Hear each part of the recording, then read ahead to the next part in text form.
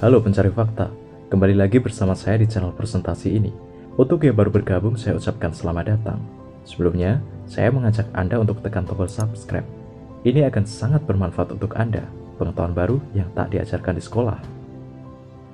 Tidak semua orang menyadari bahwa 90% media massa besar dunia hanya dimiliki oleh 6 perusahaan saja. 6 perusahaan memonopoli media informasi dunia. Pernahkah Anda berpikir, bagaimana mungkin kelompok 1% ini atau yang kita kenal sebagai elit global mampu mencuci otak semua orang lewat media informasi yang diterima dari 99% masyarakat dunia? Tak hanya itu, sekolah formal, doktrin bumi berbentuk globe, animasi satellite dengan CGI juga merupakan salah satu mega proyek ilusi. Siapakah mereka? Bagaimana mungkin mereka dapat mendominasi dunia tanpa kita sadari? Elit global adalah 1% masyarakat pembisnis atau sekelompok orang yang lebih kaya dari 99% masyarakat dunia. Perhatikan nama-nama Rothschild, Rockefeller, J.P. Morgan, Karl Marx, Steven Spielberg, Hillary Clinton, dan lain-lain. Mereka menguasai sistem perekonomian global seperti curug pasar, perdagangan elit Eropa, lahan-lahan minyak bumi, perbankan swasta seluruh dunia, dan lain-lain. Termasuk juga realitas bisnis perang dan globalisasi yang tidak banyak orang mengetahui. Mari kita dengar realitasnya dari wanita pertama Indonesia yang pernah menjabat sebagai Menteri Moneter Internasional, IMF. 1% dari orang kaya di Indonesia itu menguasai 50% perekonomian Indonesia. Betul. Kalau di dunia lebih timpang lagi, 1% orang kaya di dunia menguasai 90% aset dunia ini. Artinya kalau 1% itu membayar pajak dengan baik, taat pajak, itu sesungguhnya kita memiliki. Kita mengharapkan begitu, tapi sebetulnya kalau kita bicara tentang kepatuhan pajak, 1% jelas kami akan memfokuskan karena dia memberikan kontribusi luar biasa banyak. Tapi di semua negara tidak ada negara yang kuat dan dalam hal ini memiliki martabat dan dihormati yang tinggi apabila tidak seluruh rakyatnya ikut serta. Jadi meskipun memang betul kami akan memfokuskan di 1% ini dari sisi berapa nilai yang mereka deklarasikan, berapa yang mereka akan tebus, kami juga menghimbau seluruh masyarakat untuk berpartisipasi. Ini adalah tempat mereka untuk memulai kepatuhan. Aliran dan belief system dari elit global adalah sekte iblis. Tak kenal ketuhanan, mereka tak pernah percaya adanya Tuhan. Segala jenis manipulasi dan propaganda dilakukan dalam office politik. Mereka tak peduli dengan kita. Hal yang kita anggap sebagai perang yang menyedihkan, mereka anggap sebagai pesta yang mendatangkan banyak uang. Perang adalah bisnis, di mana ada ancaman perang, industri pemasok militer dan kontraktor-kontraktor perang kebanjiran order anggaran negara. Tak hanya itu, program finansial atau hutang-hutang setiap negara masuk ke kantong dia juga. Ironisnya, banyak rakyat yang tak menyadarinya. Dunia benar-benar tidak seperti yang kita kira. Coba kita tes persepsi versus realitas yang sebenarnya. Persepsi, Amerika Serikat adalah salah satu negara yang paling kuat perekonomiannya, betul? Sekarang coba kunjungi situs usedebtclock.org. Di situ tercantum hutang-hutang setiap negara lengkap dengan GDP atau pendapatan total domestik dari jumlah produk. Sekarang coba Anda pikirkan, semua negara-negara maju ini, termasuk Amerika Serikat, utang pada siapa? Amerika Serikat dianggap sebagai negara yang paling berkuasa di dunia karena sistem kekuatan moneternya. Itu persepsi kita.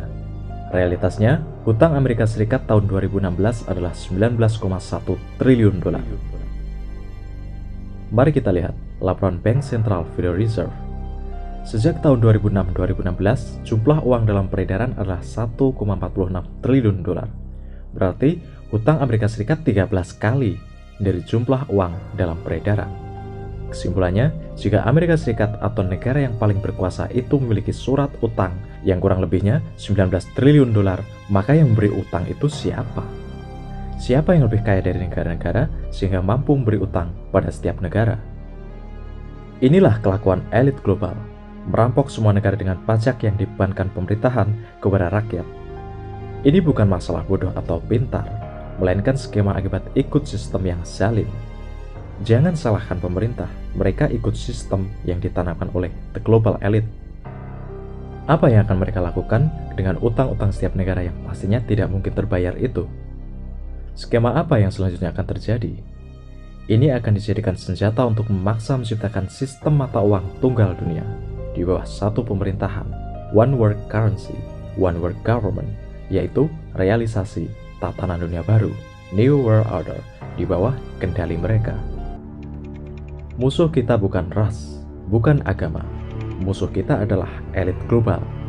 Mereka adalah sekte iblis. Cara mereka memandang dunia dan kehidupan sangat beda dengan kita. Yang kita bilang iblis, mereka bilang Tuhan.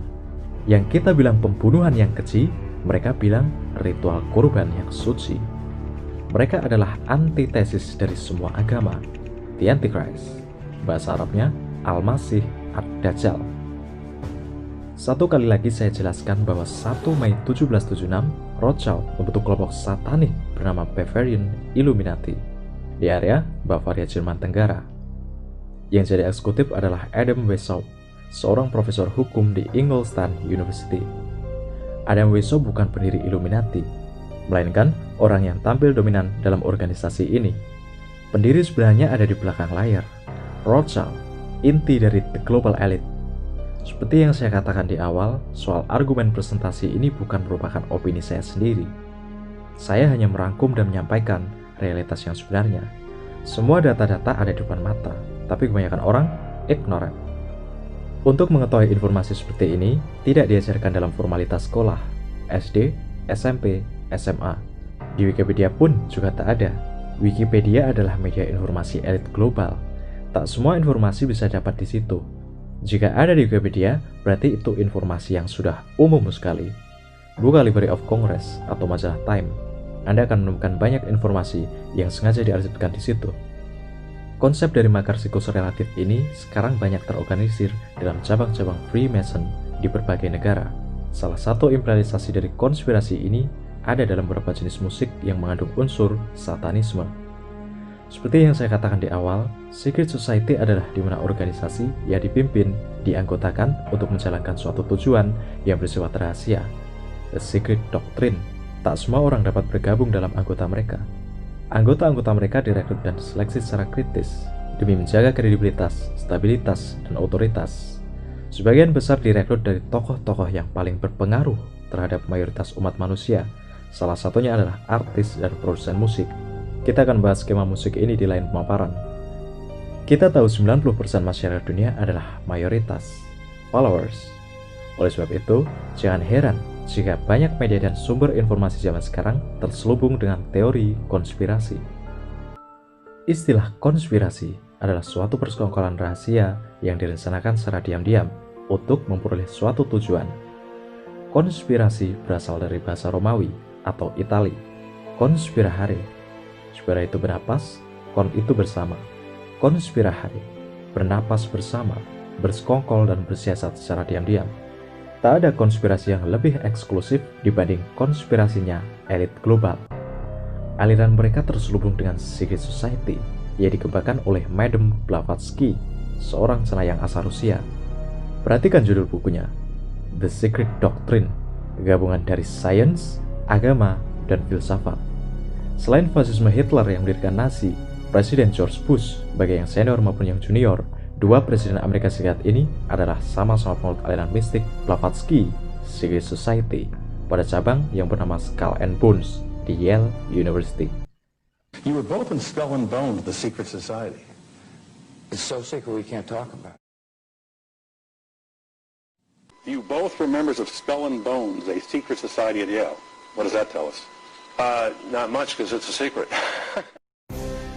Tak peduli politik maupun demokrasi, tapi aliran mereka sama-sama berakar pada secret society yang memiliki realisasi tatanan dunia baru, New World Order. Pemimpin-pemimpin seperti inilah yang perlu diwaspadai, sekte iblis berkedok adidaya, Al-Masih Ad-Dajjal. Kita akan bahas Indonesia di lain pemaparan, di mana ada seekor dalang di balik pemerintahan yang korup. Tak perlu takut menyampaikan kebenaran. Salam people power.